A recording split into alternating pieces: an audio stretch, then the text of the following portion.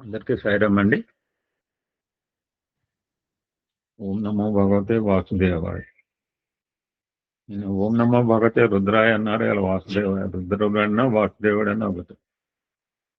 రుద్రంలో వస్తుంది విష్ణు నువ్వే అని చెప్పి. స్వామివారికి ప్రణామం చేసుకుంటూ అందరికీ సాయిరామ్ అండి. ఈ రోజు నుంచి భగవద్గీత మీద మనకి ఎలాగా భగవద్గీతను ఎలాగా పారాయణం చేయాలి అనే దాని మీద ఇది చాలా almost more than 1 month back అనుకున్నాము. ఈ రోజుకి అది కార్యాచరణకి వచ్చింది. వీ హ్యావ్ కంటిన్యూ సిరీస్ అయ్యేదాకా. అంటే నిన్ననే ఆయన సార్ చెప్తారు, ప్రసాదరావు గారు, ఒక మాట ఎలా అనాలి, ఒక పదంగా శబ్దం ఎలా అనాలి, చరణము శరణము రెండు చాలా తేడా ఉంది. దానికి ఉద్దేశంతో భజన శిక్షణా తరగతులు ఉంటాయి, వేదం శిక్షణా తరగతులు ఉంటాయి.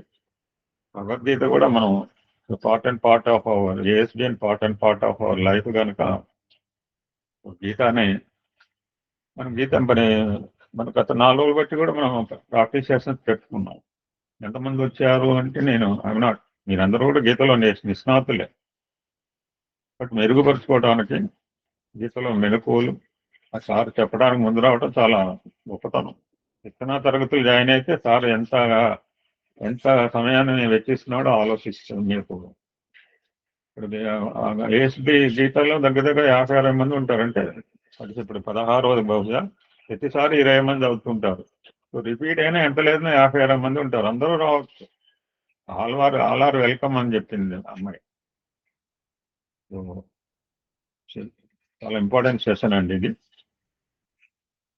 అందరూ కూడా మనకి భగవద్గీత పారాయణ మీద ఎలాగా పద్ధతిగా, ఎందుకంటే సార్ నోస్ ప్రిటీ వెల్ ఎక్కడ ఎలా చదవాలి, ఎక్కడ విడగొట్టాలి, మనకు సౌలభ్యం గురించి. ఇప్పుడు నేను ప్రాక్టీస్ లో కూడా చాలా మందికి అంటే మనకు పదం కఠినంగా ఉంటుంది, సార్ తెలుసు, బికాజ్ హీ పండిట్. సో దాన్ని మనకు సులభతరం చేయటానికి పెట్టే అవగాహన తరగతులు.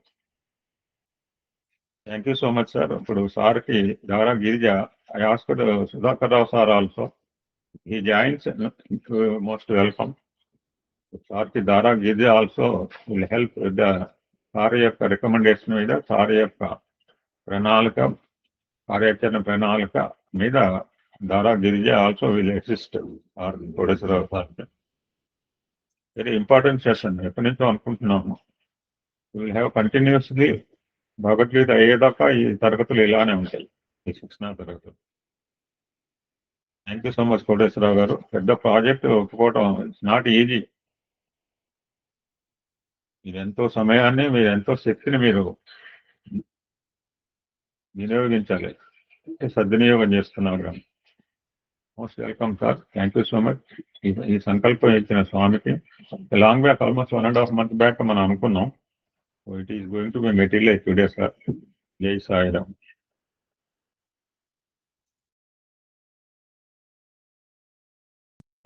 ఓం శ్రీ సాయిరామ్.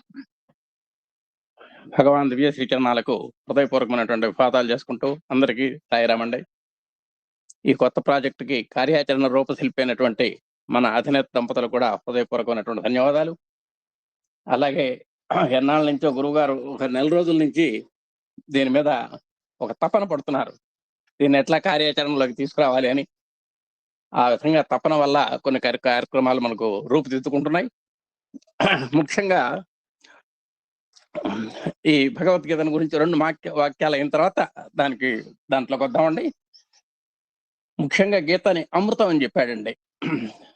సర్వోపనిషద గావః దోగ్ధ గోపాలనందనః పార్థో వత్సః సుధీర్భోక్త దుగ్ధం గీతామృతం మహత్ అన్నాడండి. భగవద్గీతను గురించి ఊరికి 4 ముక్కలు చెప్పారు. సకల వేదసారము భగవద్గీత అని చెబుతాం. సకల ఉపనిషత్ సారము, ఉపనిషత్తులు కూడా వేదాల నుంచి వచ్చినాయే కాబట్టి సకల ఉపనిషత్ సారము భగవద్గీత అని చెబుతారు. సకల శాస్త్రాల సారము భగవద్గీత అని చెబుతారు. సకల పురాణాల సారము భగవద్గీత అని చెబుతారు. మీరు ఏ రంగం తీసుకున్నా ఆ రంగం యొక్క సారం అంతా కూడా భగవద్గీతలో ఇమిడి ఉందని మహానుభావులంతా కూడా అనుభవపూర్వకంగా దాన్ని ఆస్వాదించి, అనుభవించి, జీర్ణించుకొని చెప్పినటువంటి మాటలు అవన్నీ కూడా. ఇప్పుడు మనకి శ్లోకంలో సర్వ ఉపనిషదః గావః, ఎన్నో ఉపనిషత్తులు ఉన్నాయి. అన్ని ఉపనిషత్తులు కూడా గావః, గోవులే అని చెప్పారు. అంటే ఆ ఉపనిషత్తుల్ని ఆవులతో పోల్చారు. ఎప్పుడైతే ఆవు ఉందో దాన్ని కాచేవాడు ఆయన కావాలి, ఒక కాపరి కావాలి. గావః అయిపోయింది. దోగ్ధ గోపాలనందనః, దాన్ని కాచేవాడు కావాలి, కాపు కాసేవాడు కావాలి, దాని పాలు పితికేవాడు కావాలి. దోగ్ధ గోపాలనందనః, ఆ పాలు పితికేవారు ఎవరయ్యా అంటే సాక్షాత్తు శ్రీకృష్ణమూర్తి. మరి ఎప్పుడైతే ఆవున్నాయో పాలున్నాయో అక్కడ దూడ కావాలి. పార్థో వత్సః, అక్కడే ఉన్నాడు మన నరుడు, ఆయన వత్సః దూడ. మరి ఇంతకీ ఆ తీసిన పాలు ఒక్క దూడే తాగదు కదండి, దూడ తాగేది కాసినే, కానీ మిగతా ఎన్ని తాగేది మనం. ఆ మనల్ని ఒక్కసారి చిన్న పదంలో వాడారు, సుధీర్ భోక్త అన్నారు. అంటే బుద్ధిమంతులైనటువంటి వాళ్ళు తాగుతారు అన్నారు. అది గమనించాలి మనం. సమస్త మానవాళి దీన్ని గ్రహించలేరు. సుధేహి, ఎవరైతే బుద్ధిమంతులు ఉన్నారో, ఎవరైతే మేధస్సుని మధించి దాని మీద మమకారం పెడతారో, అలాంటి బుద్ధిమంతులు మాత్రమే మరి వాళ్లే భోక్తలు. అంటే ఆ పాలు త్రాగలిగినటువంటి అర్హత వాళ్ళకుంది. దుగ్ధం గీతామృతం మహత్, ఆ విధంగా మరి పితకబడినటువంటి పాలంతా కూడా ఆ భగవద్గీతతో సమానము అని చెప్పారు. అలాంటి భగవద్గీతని మనం అధ్యయనం చేయబోతున్నాము. అలాగే గీతల గురించి ఇంకొక చిన్న మాట చెప్పారు, గీత సుగీత అన్నారు. గీత అంటే ఒక చక్కని గీత అని చెప్పారు వాళ్ళు. ఈ సు ఎక్కడైతే వాడతామో అక్కడ మంచి అని అర్థం వస్తుంది, మీ అందరికి తెలుసు. సుమతి అంటాం, కుమతి అంటాం ఒక్కోసారి. గీత సుగీత, గీత ఎక్కడైతే ఉందో అది సుగీత, చక్కగా పాడుకోదగినటువంటిది అది. మనం గీత పారాయణము అంటున్నాం. పారాయణం అంటే కొంతమంది ఒప్పుకోట్ల, ఏమంటే మీరు చదువుతూ పారాయణం అంటారు ఏమిటి అంటున్నారు.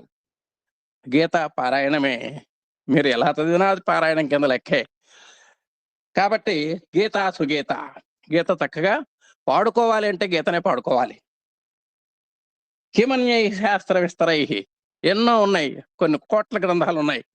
అన్ని కోట్ల గ్రంథాల యొక్క సారం దీంట్లో ఉన్నప్పుడు ఆ గ్రంథాలన్నీ దీనికి చదువుకోవటం, ఆ గ్రంథాల యొక్క సారం అంతా ఉన్నటువంటి ఒక గీతను మనం చదువుకుంటే సరిపోతుంది.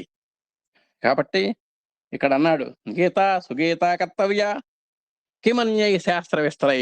అలాంటి కోట్ల గ్రంథాలతో మనకేం పని? దేనికంటే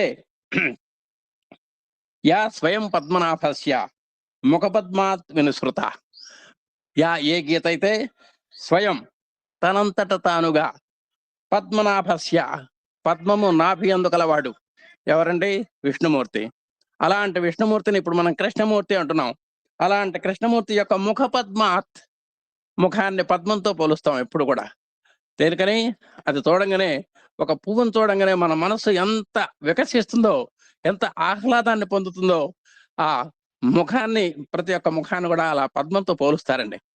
అలాంటి శ్రీకృష్ణమూర్తి యొక్క ముఖ పద్మం నుండి వినిస్తృత, జాలువారినటువంటిది ఇది. కాబట్టి దీనికి ఎంత విలువ ఉండాలి?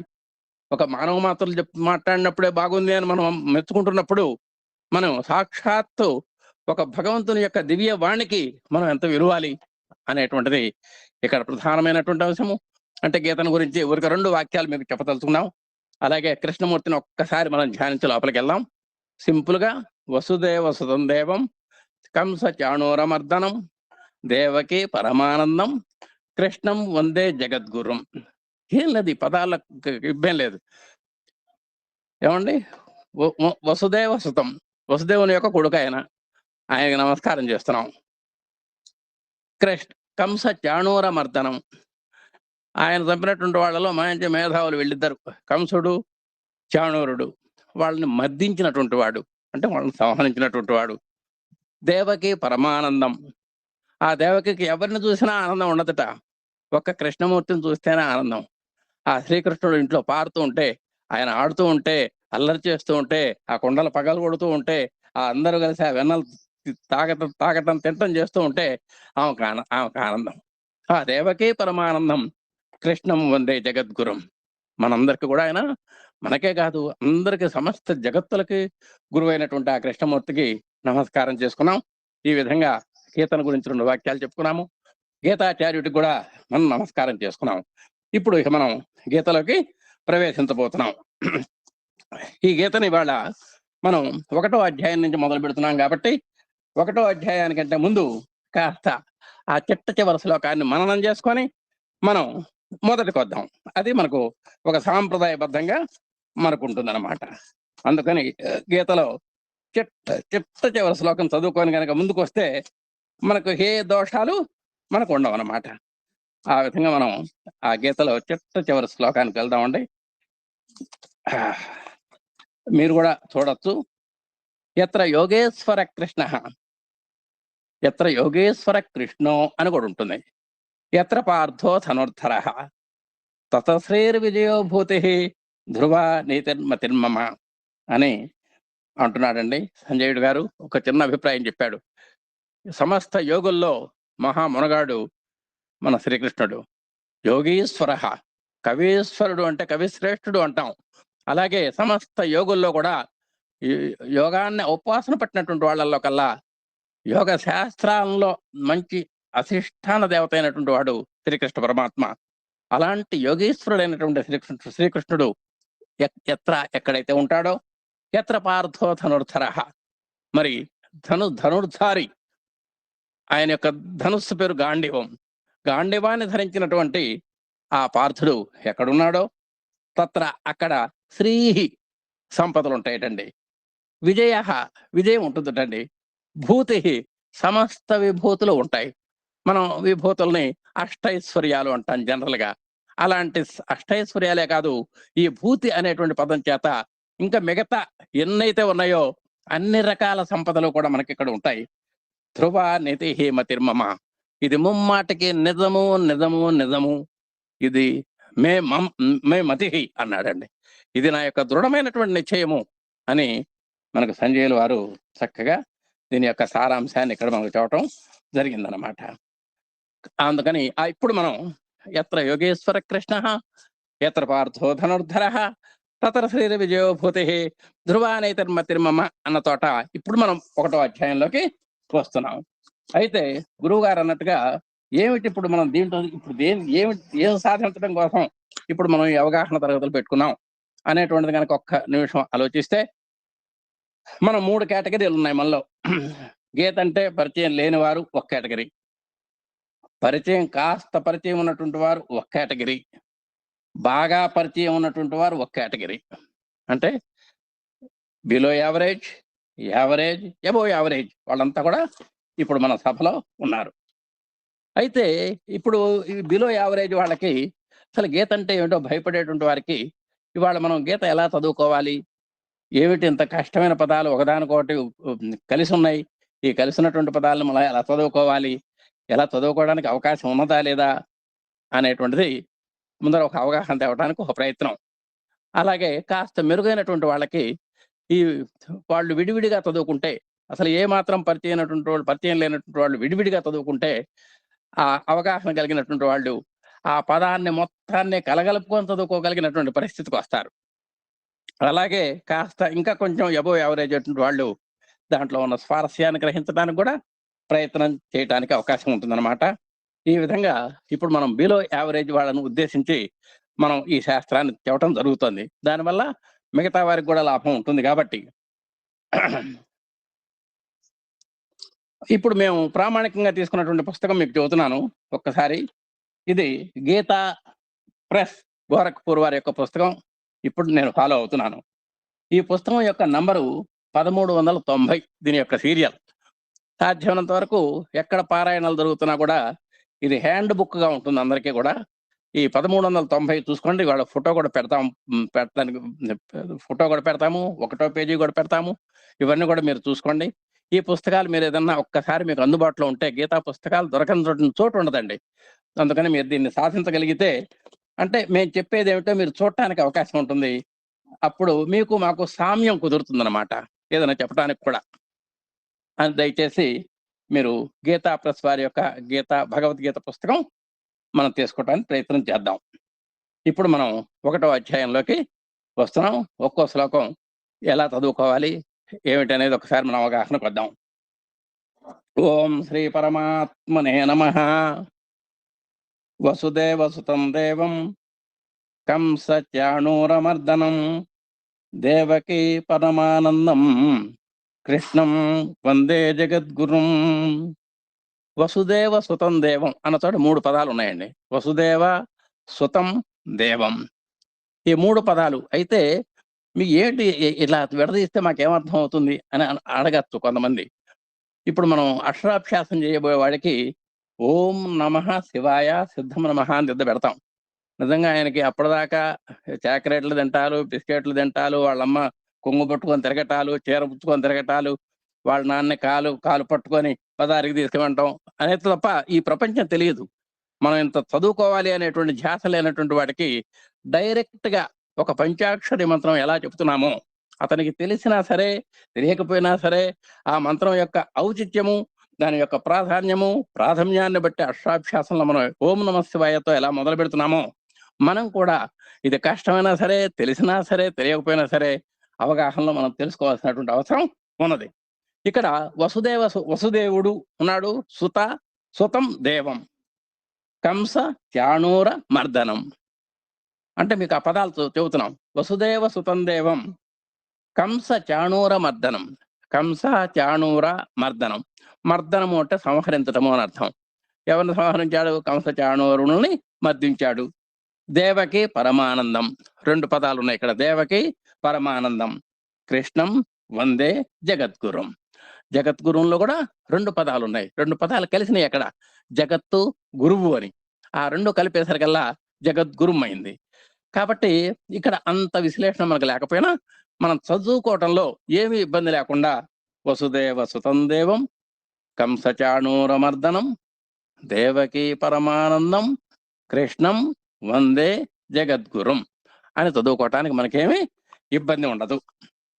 తర్వాత శ్రీమద్ భగవద్గీత అని పొట్టిగా ఉంది ఇక్కడ. ఎప్పుడు కూడా సంస్కృతంలో ఓం శ్రీమద్ భగవద్గీత అని చదవాలండి. మరి ఇక్కడ తా ఉంది కదా అని మనకు అనుమానం వస్తుంది. అయినా సరే సంస్కృత సాంప్రదాయం ప్రకారము అవంటే కూడా దీర్ఘాంతాలుగానే ఉంటాయి కాబట్టి ఇక్కడ తా ఉన్నప్పటికీ మనం శ్రీమద్ భగవద్గీత అని చదవటం అదో మర్యాద అనమాట.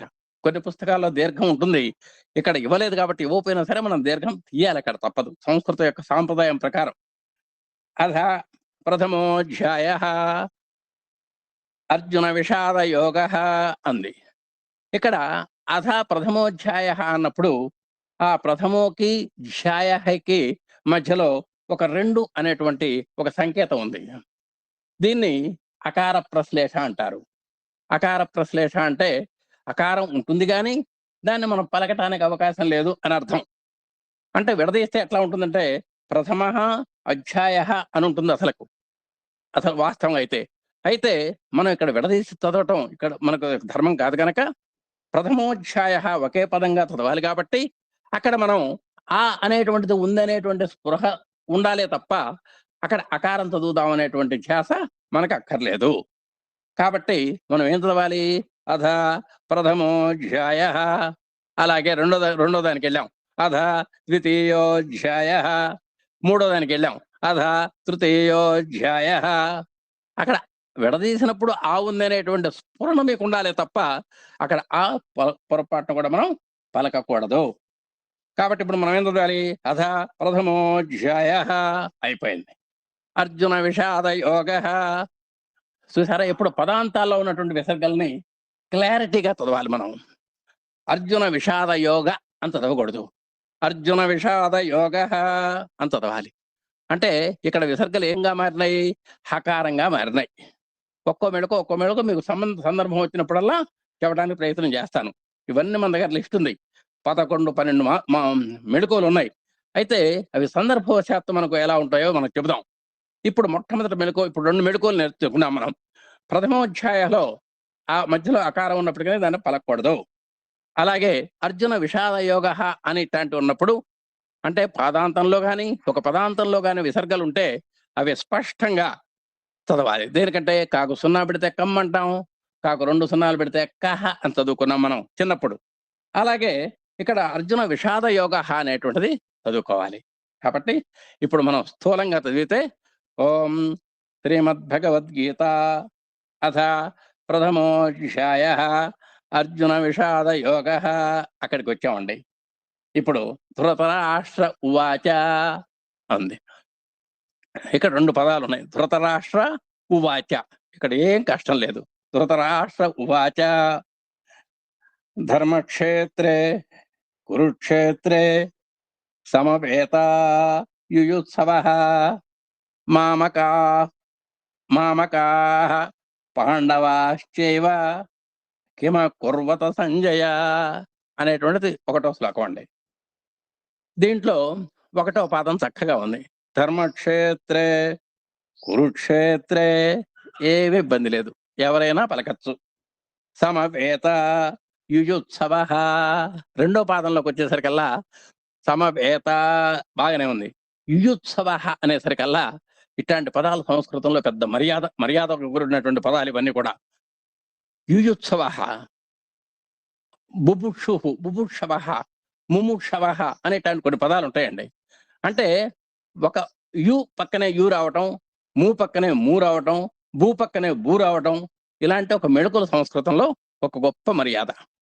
యుయుత్సవః అంటే అసలు దానికి స్థూలమైనటువంటి అర్థం ఏంటంటే యుద్ధరంగంలో కొన్ని లక్షల మంది మోహరించున్నారు. వాళ్ళంతా కూడా ఎప్పుడెప్పుడు యుద్ధం చేద్దామా, ఎప్పుడెప్పుడు యుద్ధం చేద్దామా, ఎప్పుడెప్పుడు కత్తి తీద్దామా, ఎప్పుడెప్పుడు డాల్ తీద్దామా, ఎప్పుడెప్పుడు గాంధీవం బాణం పట్టుకుందామా, బాణం వదులుదామా అనేటువంటి తహతహలో ఉన్నారు అనేటువంటి అర్థం ఆ పదంలో మనకు కనబడుతోంది. అందుకని ఇంతకీ దేనికి చెప్పొచ్చామంటే యు పక్కన యు పలకటం అనేటువంటిది ఒక్కరవ శ్రమతో కూడినటువంటి పని. కొంచెం ప్రాక్టీస్ చేస్తే వస్తుంది. సమవేత యుయుత్సవః అది. కాబట్టి రెండో పదంలో మనకు ఆ యుయుత్సవః అనేటువంటి పదం కనుక కొంచెం నోరు తిరిగితే మనకు అయిపోయినట్టే. మామకాః పాండవాశ్చైవ ఏమి ఇబ్బంది లేదు ఇక్కడ.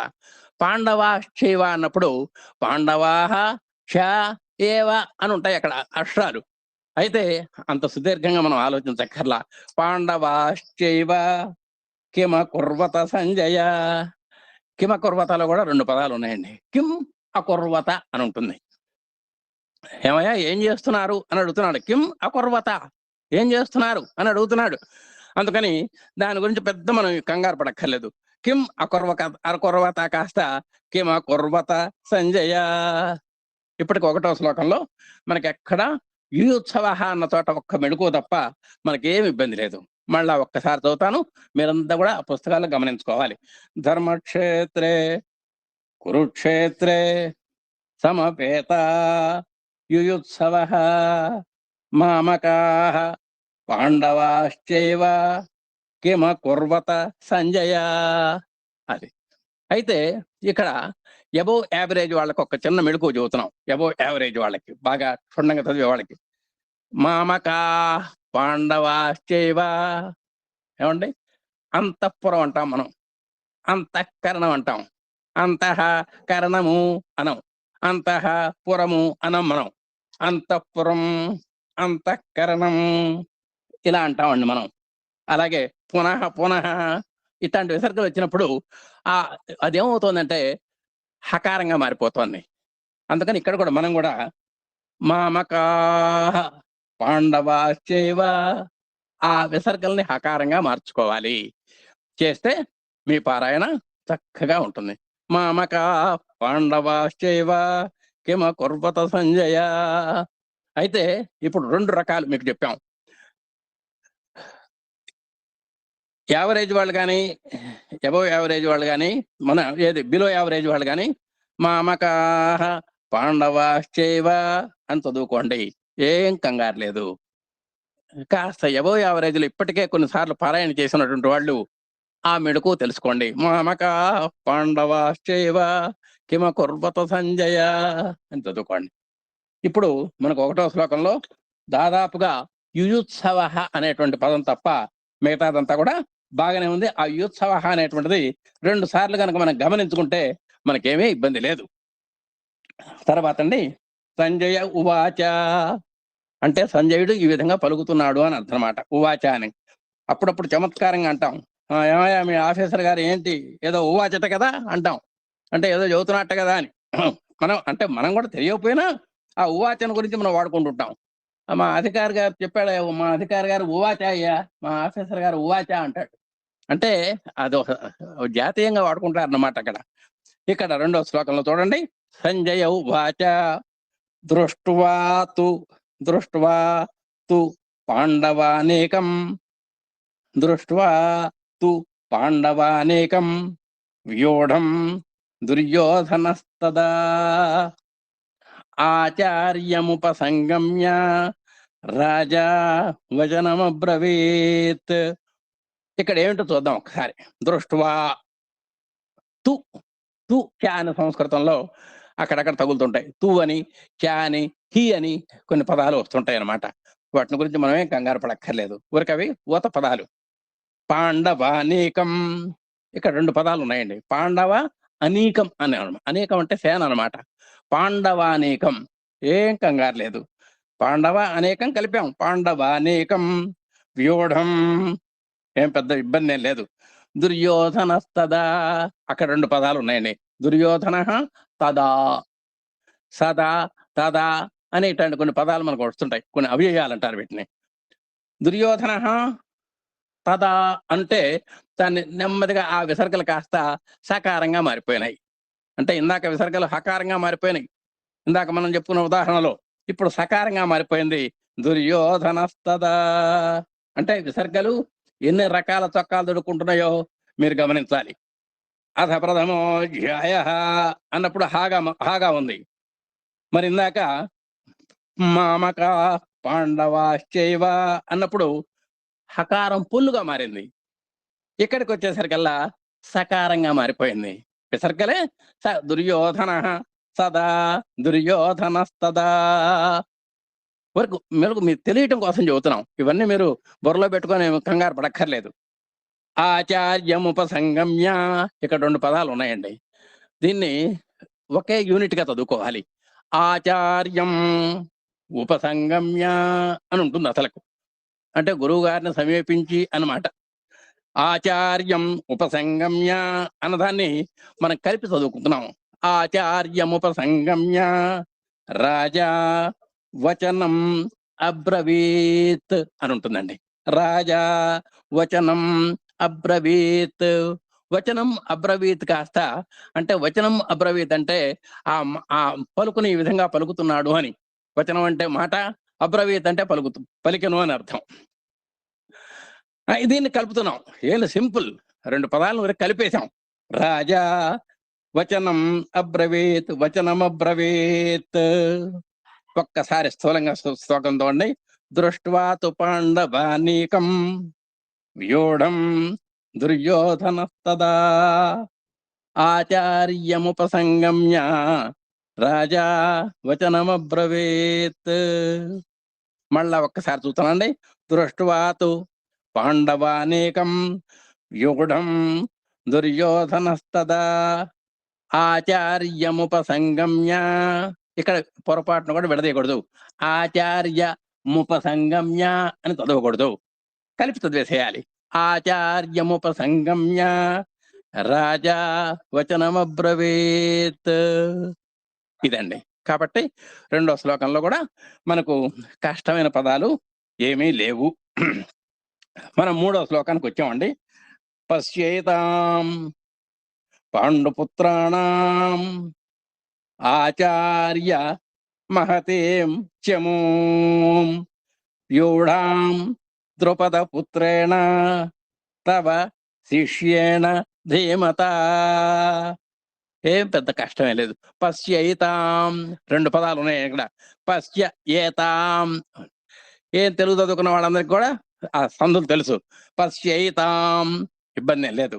పాండుపుత్రాణం ఆచార్య మహతేం చమూం వ్యూఢాం ద్రుపద పుత్రేణ తవ శిష్యేణ ధీమత.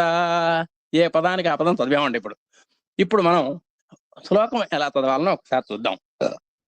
పశ్చేతాం పాండుపుత్రాణం ఆచార్య మహతేం చమూం వ్యూఢాం ద్రుపద పుత్రేణ తవ శిష్యేణ ధీమత.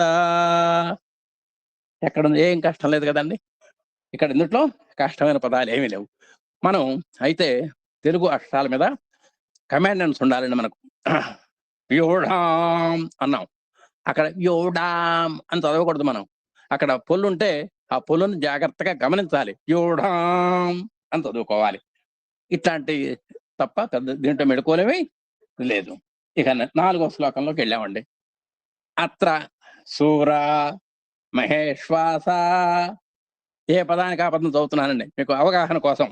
అత్ర శూర మహేశ్వాస భీమార్జున సమాయుధి యుయుధానో విరాటశ్చ ద్రుపదశ్చ మహారథ అన్నాడు.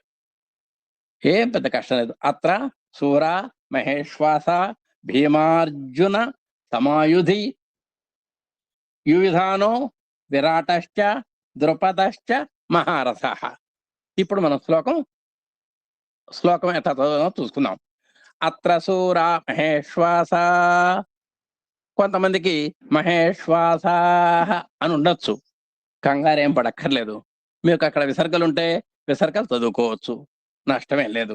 అత్ర మనకు ఉన్నటువంటి పుస్తకం ప్రకారం చదివితే అత్ర శూర మహేశ్వాస భీమార్జున కలిపాడు, ఏం లేదు. భీమ ప్లస్ అర్జున, భీమార్జున సమాయుధి, భీమార్జున సమాయుధి యుయుధానో విరాటశ్చ. విరాటశ్చ దగ్గర కూడా 2 పదాలు ఉన్నాయండి. విరాట చ ఇందాక మనం అనుకున్నాం చూశారు, తూలు చాలు హీలు వస్తాయని. విరాటశ్చ ద్రుపదశ్చ ఇక్కడ కూడా అంతే, ద్రుపద చ అని ఉందన్నమాట. ఆ 2 కలిపితే ద్రుపదశ్చ మహారథ. ఒక్కసారి చూడండి, మనం శ్లోకం మీద చూద్దాం. అత్ర శూర మహేశ్వాస భీమార్జున సమాయుధే యుయుధానో విరాటశ్చ ద్రుపదశ్చ మహారథ. రథ చూడండి, తాథాదానాల్లో మనకు 2వ అక్షరం ఉంది. జనరల్ గా మనం ఆ థాను కూడా మనం ఏం చదువుదామంటే 4వ అక్షరంగా చదువుతాం. తాథాదాధ ఉంది కదండి, ఆ రథము అంటాం. నిజంగా రథం కాదు, అది రథము. తాథ అది ఆ అక్షరం గుర్తుపెట్టుకోవాలి. ఇప్పుడు మహారథ అది గుర్తుపెట్టుకోవాలండి. ద్రుపదశ్చ మహారథ, రథ అది గుర్తుపెట్టుకోవాలి. రథ కాదు అనమాట, 2వ అక్షరం పలకాలి. రథ అని చదువుకోవాలి. అత్ర శూర మహేశ్వాస భీమార్జున సమాయుధే యుయుధానో విరాటశ్చ ద్రుపదశ్చ మహారథ. ఇప్పుడు 5వ శ్లోకంలోకి వెళ్ళామండి. ధృష్టకేతుశ్చేకితానః. 2 పదాలు ఉన్నాయండి ఇక్కడ. ధృష్టకేతు చేకితానః, 2 వ్యక్తులు అన్నమాట వీళ్ళిద్దరు. ధృష్టకేతు చేకితానః ఏం చేశాడు, ఆ విసర్గలు కాస్త పక్కన ఏ అక్షరం ఉంటే ఆ అక్షరంలాగా మారిపోతాయండి. ఇప్పుడు శకారంగా మారిపోయినాయి అనమాట. అక్కడ చకారం అంటే చొత్వసంధి అంటారు మన తెలుగులో. ఆ శకారంగా మారిపోతుంది అనమాట. మీకు అంత దీర్ఘమైన ఆలోచన అక్కర్లా. దృష్టకేతు చేకితానః కాస్త ఆ దృష్టకేసుస్ అయిందనమాట. అంటే శకారంగా మారిపోయింది. దృష్టకేతు చేకితానః కాశీరాజశ్చ. ఇందాక విరాటశ్చ మనం చదువుకున్నాం, ద్రుపదశ్చ లాగానే ఇక్కడ కూడా ఏం చేశాడు, ఇక్కడ కూడా ఏమైందంటే కాశీరాజ చ అనమాట. కాశీరాజశ్చ వీర్యవాన్ పురుజిత్ కుంతిభోజశ్చ. కుంతిభోజశ్చ దగ్గర కూడా అంతే, చిన్న మెడుకు కుంతిభోజ చ అయిందనమాట. ఈ 2 కలిపితే కుంతిభోజశ్చ శైబ్యశ్చ. ఇక్కడ కూడా అదే సాంప్రదాయం.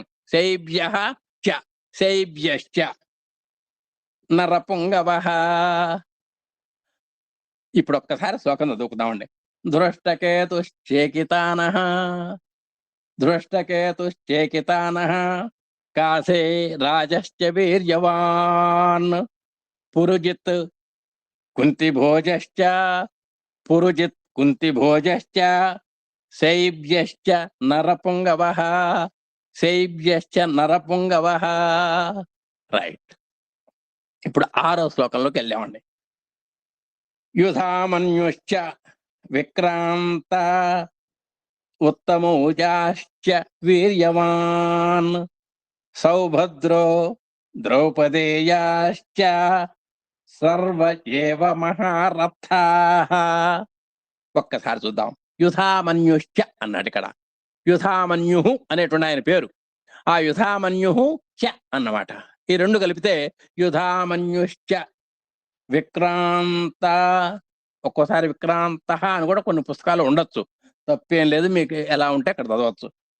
ఉత్తమౌజాశ్చ ఉత్తమౌజాః ప్లస్ చ అనమాట. ఉత్తమౌజాశ్చ వీర్యవాన్ సౌభద్రో ద్రౌపదేయాశ్చ ద్రౌపదేయాః చ అనమాట. ఈ రెండు కలిపితే ద్రౌపదేయాశ్చ సర్వ ఏవ మహారథాః. ఇక్కడ మనకు ఏం కంగారు పడక్కర్లేదు. యుధామన్యు చ కాస్త యుధామన్యుశ్చ. ఈ ఒక్కటి గుర్తుపెట్టుకోండి. ఉత్తమౌజాః చ ఉత్తమౌజాశ్చ ద్రౌపదేయాః చ ద్రౌపదేయాశ్చ. ఒకే సాంప్రదాయంలో ఉన్నాయి 3 పదాలు. కాబట్టి ఇప్పుడు ఒక్కసారి మనం పారాయణలో చూద్దామండి. యుధామన్యుశ్చ విక్రాంత ఉత్తమౌజాశ్చ వీర్యవాన్ సౌభద్రో ద్రౌపదేయాశ్చ సర్వ ఏవ మహారథాః. రైట్. ఇప్పుడు మనం 7వ శ్లోకంలోకి వచ్చామండి. అస్మాకం తు విశిష్టా ఏ అస్మాకం తు విశిష్టా ఏ తాన్ నిబోధ. తాన్ నిబోధ అన్నమాట. తాన్ నిబోధ కాస్త తాన్ నిబోధ. ఏం లేదు అక్కడ, ఏం 2 పదాలు కలిసినాయి, అంతకంటే ఏం లేదు. ద్విజోత్తమ ద్విజ ఉత్తమ ద్విజోత్తమ నాయక మమ సైన్యస్య. ఏమి ఇబ్బంది లేదు. నాయక మమ సైన్యస్య సైన్యార్థం తాన్ బ్రవీమి తే. సైన్యార్థం ఈ శ్లోకంలో ఉన్నటువంటి కొంచెం కష్టమైన పదం సైన్యార్థం. సైన్య ప్లస్ అర్థం. కార్య అర్థం కార్యార్థం అవుతుంది ఒక్కోసారి. ఏమండి, నిమిత్త అర్థం నిమిత్తార్థం అయినట్టుగానే ఇక్కడ సైన్య అర్థం సైన్యార్థం. సవర్ణ దీర్ఘం జరిగిందా, ఏ కంగారు పడక్కర్లేదు. మీరు సైన్యార్థం సంధ్యార్థం అంటే కొంతమంది అవగాహన లేక అట్లా చదువుతారు. అది కాదు, సైన్య.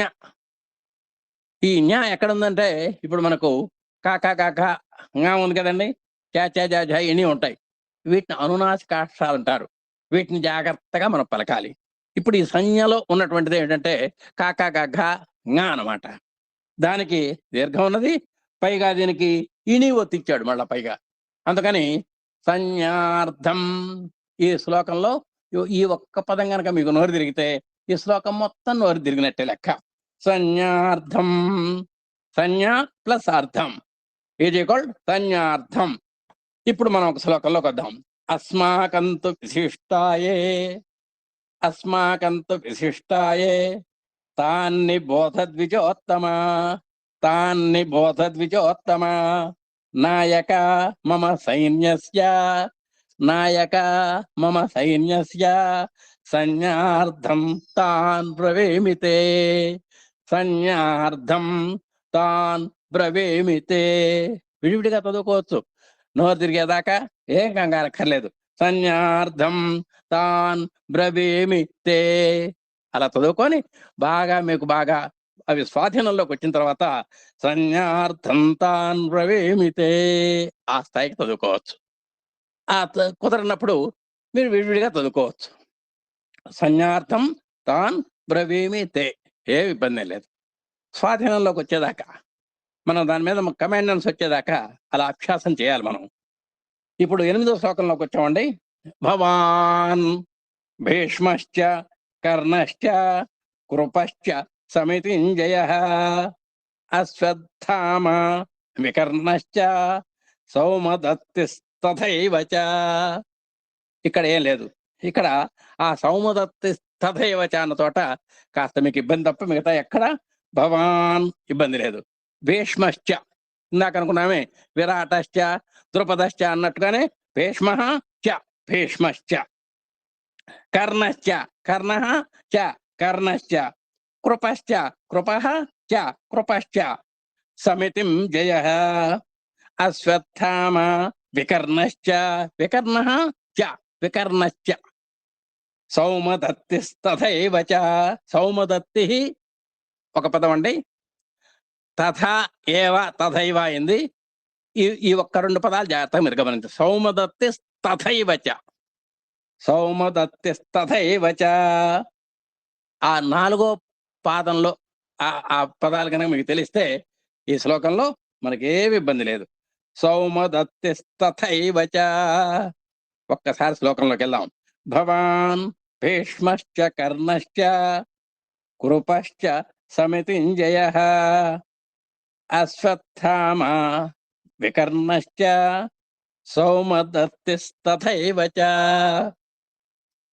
భవాన్ భీష్మశ్చ కర్ణశ్చ కృపశ్చ సమితింజయ, అశ్వత్థామ వికర్ణశ్చ సౌమదత్తిస్తథైవ చ. నాలుగో పాదం మళ్ళీ ఇంకొకసారి చదువుతున్నాను. సౌమదత్తిస్తథైవ చ. అది నోరు తిరిగితే మొత్తం నోరు తిరిగినట్టే లెక్క. ఇప్పుడు మనం 9లోకి వచ్చామండి. అన్యే చ బహవః శూరా. శూరాహ కూడా ఉండొచ్చు కొన్ని పుస్తకాల్లో, ఏం ఇబ్బంది ఏం లేదు.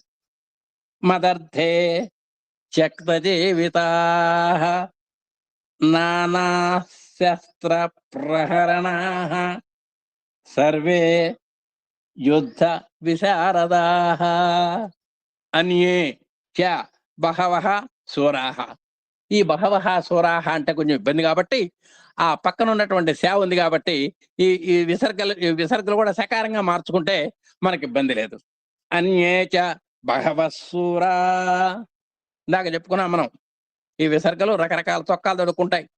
ఇక్కడ బహవః శూరాః ఉన్నది కాబట్టి, పక్కన సేవ ఉన్నది కాబట్టి ఇక్కడ ఉన్నటువంటి విసర్గలు కూడా సకారంగా కనుక మార్చుకుంటే ఇది అబోవ్ యావరేజ్ వాళ్ళకి చెబుతున్నాం సూత్రం.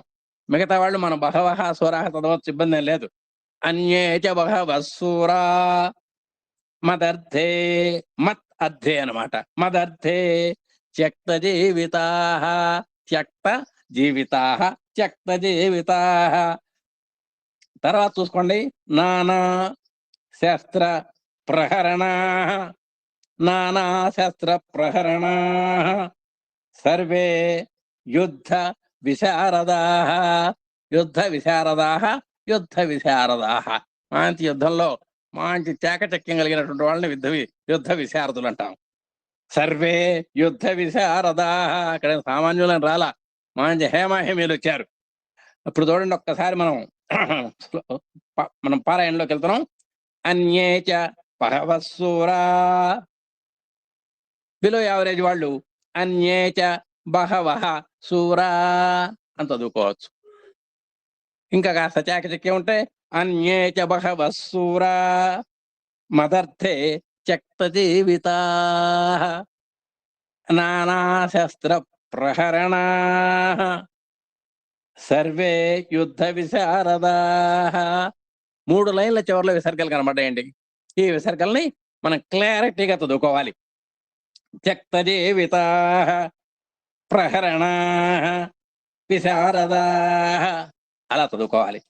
ఇప్పుడు స్థూలంగా అన్యే చ బహవః శూరా మదర్థే త్యక్త జీవితాః నానా శస్త్ర ప్రహరణాః సర్వే యుద్ధ విశారదాః. మనం 10లోకి వచ్చామండి. అపర్యాప్తం తదస్మాకం బలం భీష్మాభిరక్షితం పర్యాప్తం త్రివిధమేతేషాం బలం భీమాభిరక్షితం. ఒక్కసారి చూద్దాం. అపర్యాప్తం ఇది ఒక పదం అండి. తత్ అస్మాకం, తదస్మాకం బలం భీష్మాభిరక్షితం. భీష్మ అభిరక్షితం, ఈ రెండు పదాలు కలిసినాయి ఇక్కడ. భీష్మాభిరక్షితం పర్యాప్తం తు ఇదమేతేషాం. ఇందాక వచ్చింది చూసారా ఒక తు, అలాగే అస్మాకంతు విశిష్టాయే అని వచ్చింది ఇందాక, అలాంటి తు ఇక్కడ కూడా వచ్చింది. అయితే తు ఇదం కాస్త త్రివిధం అయిందనమాట. చూసారా, అంటే అక్కడ చిన్న సంధి జరిగింది. అందుకని పర్యాప్తం త్రివిధమేతేషాం తు ఇదం ఏతేషాం అని మూడు పదాలు ఉంటాయి అక్కడ. తు ఇదం కాస్త త్విదం అయింది, త్విదం ఏతేషాం కాస్త త్విదమేతేషాం అయింది. పర్యాప్తం త్విదమేతేషాం బలం భీమాభిరక్షితం. ఇక్కడ కూడా రెండు పదాలు ఉన్నాయి, భీమ అభిరక్షితం. అంటే కొన్ని సేనలు భీష్ముని నాయకత్వంలో ఉన్నాయి, కొన్ని భీముని యొక్క నాయకత్వంలో ఉన్నాయని చెప్పడం అనమాట. ఒక్కసారి పారాయణ ఎట్లా చేద్దామండి. అపర్యాప్తం తదస్మాకం బలం భీష్మాభిరక్షితం పర్యాప్తం త్రివిధమేతేషాం బలం భీమాభిరక్షితం. దీన్ని కలిపి చదువుకోవాలి ఇప్పుడు. అపర్యాప్తం తదస్మాకం బలం భీష్మాభిరక్షితం పర్యాప్తం త్రివిధమేతేషాం బలం భీమాభిరక్షితం. అదేనమాట. తర్వాత ఇప్పుడు మనం 11వ శ్లోకంలోకి వచ్చామండి. అయనేషు చ సర్వేషు, అయనేషు చ సర్వేషు, అయనేషు చ సర్వేషు అవుతుంది అక్కడికి. యథా భాగం అవస్థితాః, యథా భాగం అవస్థితాః. దాన్ని కలిపితే యథా భాగం అవస్థితాః భీష్మం ఏవ అభిరక్షంతు, భీష్మం ఏవ అభిరక్షంతు. సింపుల్ గా కలిపేశాం. భీష్మమేవాభిరక్షంతు భవంతః సర్వ ఏవ హి, భవంతః సర్వ ఏవ హి, భవంతః సర్వ ఏవ హి. ఇంకా కాస్త మంచి అబో యావరేజ్ వాళ్ళైతే భవంతః సర్వ ఏవ హి అంత దూకపోవచ్చు. అది సకారంగా మార్చుకోవచ్చు విసర్గల్ని. ఇప్పుడు ఒక్కసారి మనం పారాయణలోకి వద్దాం. అయనేషు చ సర్వేషు, అయనేషు చ సర్వేషు యథా భాగమవస్థితాః, యథా భాగమవస్థితాః భీష్మమేవాభిరక్షంతు, భీష్మమేవాభిరక్షంతు భవంతః సర్వ ఏవ హి, భవంతః సర్వ ఏవ హి. ఇంకా కలిపి చదివితే భవంతః సర్వ ఏవ హి అని చదువుకోవచ్చు. ఇప్పుడు మనం 12లోకి వచ్చామండి. తస్య సంజనయన్ హర్షం కురువృద్ధః పితామహః సింహనాదం నినద్యోచ్చైః శంఖం దద్మౌ ప్రతాపవాన్. ఇందుట్లో 3వ లైన్లో ఉన్నటువంటి నినద్యోచ్చైః అనేటువంటిది ఒక్కరో కొంచెం కష్టమైన పదం. దాన్ని ఎలా సాధన చేద్దామో చూద్దాం.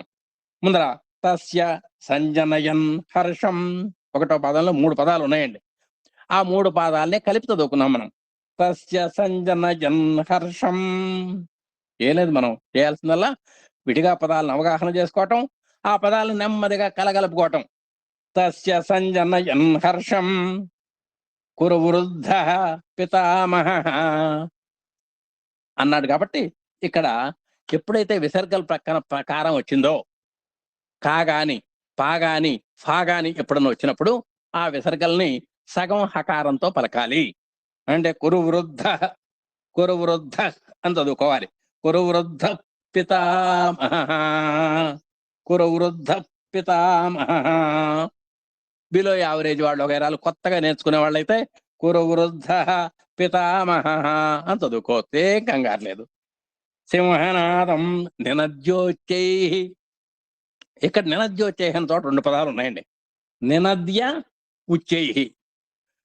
ఉచ్చైహ అనే పదం మనకు రుద్రంలో కూడా వచ్చింది. ఉచ్చైర్ ఘోష అని.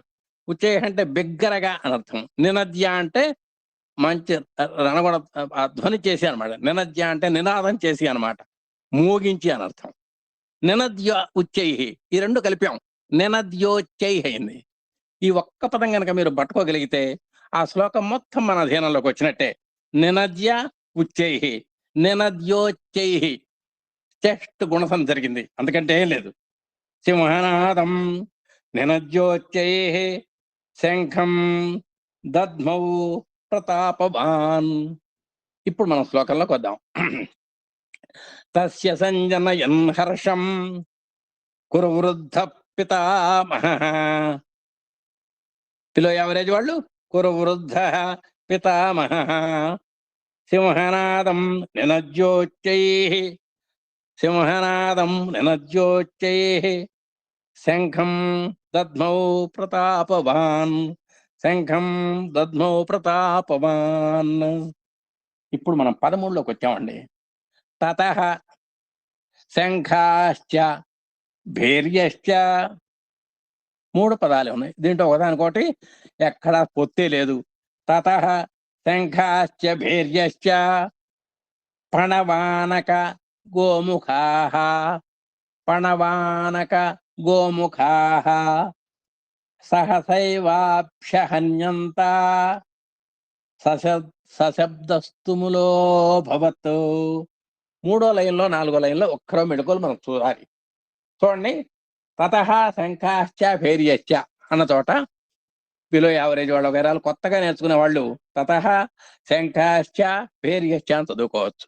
కాస్త మెడుకోగలిగినటువంటి వాళ్ళు ఆ విసర్గల్ని సకారంగా చేసేసుకుంటే తతః శంఖాశ్చ భేర్యశ్చ అందంగా ఉంటుందన్నమాట.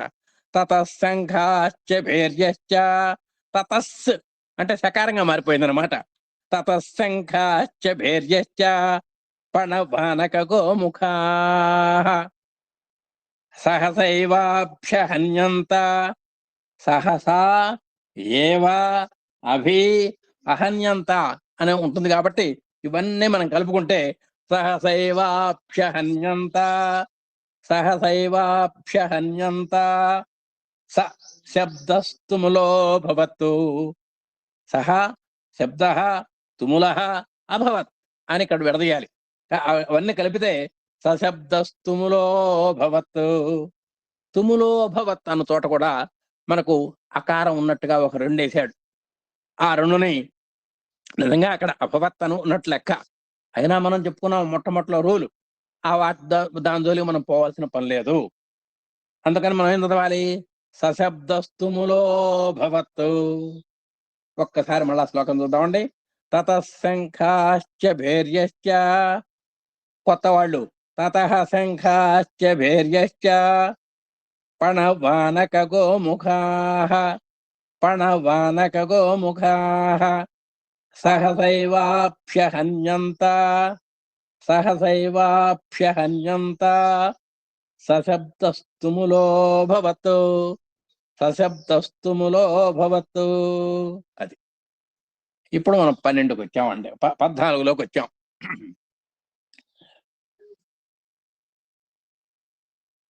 తతః శ్వేతైర్హయైర్యుక్తే మహతి స్యందనే స్థితౌ మాధవః పాండవశ్చైవ దివ్యౌ శంఖౌ ప్రదధ్వతుః. దీంట్లో ఏమున్నాయో చూద్దాం ఒకసారి. తతః అనే పదం మనకు తెలిసిందే. శ్వేతైర్హయైర్యుక్తే అన్న చోట 3 పదాలు ఉన్నాయండి. శ్వేతైః హయైః యుక్తే అని ఉన్నాయి, 3 ఉన్నాయి పదాలు. ఆ 3టిని కలగలిపితే శ్వేతైర్హయైర్యుక్తే, శ్వేతైర్హయైర్యుక్తే, శ్వేతైర్హయైర్యుక్తే, శ్వేతైర్హయైర్యుక్తే, శ్వేతైర్హయైర్యుక్తే మహతి స్యందనే స్థితౌ మాధవః పాండవశ్చైవ. ఈ మాధవః పాండవః అన్న చోట విసర్గల పక్కనే పకారం వచ్చింది కాబట్టి అంతఃపురంలో మనం ఏ విధంగా అయితే పలుకుతామో మాధవ పాండవశ్చైవ, మాధవ పాండవశ్చైవ దివ్యౌ శంఖౌ ప్రదత్మతు ప్రదత్మతు. ఆ అక్షరాన్ని జాగ్రత్తగా గుర్తుపట్టుకోవాలి. ప్రదత్మతు. ఒక్కసారి ఇందుట్లో ఉన్న కష్టమైన పదం శ్వేతైర్ హయైర్ యుక్తే. ఆ ఒక్కదాన్ని కనుక పట్టుకున్నామంటే ఇక మనం మన మన స్వాధీనంలో ఉన్నట్టే. శ్లోకం తతః శ్వేతైర్ హయైర్యుక్తే. కాస్త మెలుకోగలిగిన వాళ్ళు ఈ తతస్సు చేసేయచ్చు. దీన్ని కూడా సకారంగా చేసేయచ్చు విసర్గని. తతశ్వేతైర్ హయైర్యుక్తే చదువుకోవచ్చు. మహతి స్యందనే స్థితౌ మాధవ పాండవశ్చైవ దివ్యౌ శంఖౌ ప్రదత్మతు. కాబట్టి దీంట్లో కొంచెం కష్టమైన పదాలు శ్వేతైర్ హయైర్యుక్తే అదొకటి, ప్రదత్మతు అన్న చోట కూడా ఒక చిన్న మెడుకు పాటించాలి జాగ్రత్తగా. తర్వాత 15 శ్లోకం వచ్చామండి.